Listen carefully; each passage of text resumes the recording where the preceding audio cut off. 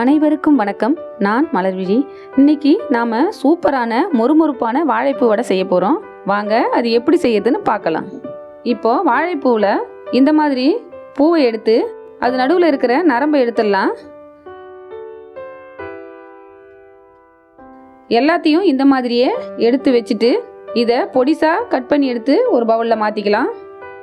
அதுக்கப்புறம் பெரிய வெங்காயம் 3 எடுத்திருக்கேன். இதையும் நல்லா பொடிசாக நறுக்கி வச்சிடலாம். இப்போது மிக்சி ஜாரில் ஊற வச்ச 1/2 கிலோ கடலைப்பருப்பு, அது கூட 2 காஞ்ச மிளகா, தேவையான அளவு உப்பு சேர்த்து மிக்சியில் ஒன்றும் பாதியமாக அரைச்சி எடுத்துடலாம். இப்போது வடைக்கு ரெடி பண்ணிடலாம். இப்போது அரைச்சி வச்ச கடலைப்பருப்பாக கூட 2 டீஸ்பூன் சோம்பு, கொஞ்சம் கறிவேப்பிலை, கொஞ்சம் புதினா, கொஞ்சம் கொத்தமல்லி, 1 ஸ்பூன் இஞ்சி பூண்டு பேஸ்ட்டு, பொடிசா நறுக்கிய 3 வெங்காயம், அது கூட பொடிசா நறுக்கின வாழைப்பூவையும் சேர்த்து நல்லா பிசைஞ்சு எடுத்து வச்சிடலாம். இப்போ ஸ்டவ் ஆன் பண்ணிடலாம். கடாய் சூடான உடனே ரீஃபண்ட் ஆயிலை ஊற்றிடலாம்.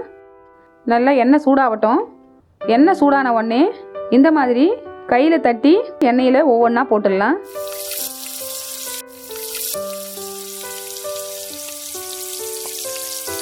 வடை செவந்த நேரம் வந்த உடனே எடுத்துடலாம். அவ்வளோதான், மொறுமொறுப்பான வாழைப்பூ வடை ரெடி ஆயிடுச்சு. இது ரொம்ப உடம்புக்கு நல்லது. இதை வடையாக செஞ்சு கொடுத்தா எல்லோரும் இதை விரும்பி சாப்பிடுவாங்க. நீங்களும் உங்கள் வீட்டில் செஞ்சு பாருங்கள், சூப்பராக இருக்கும்.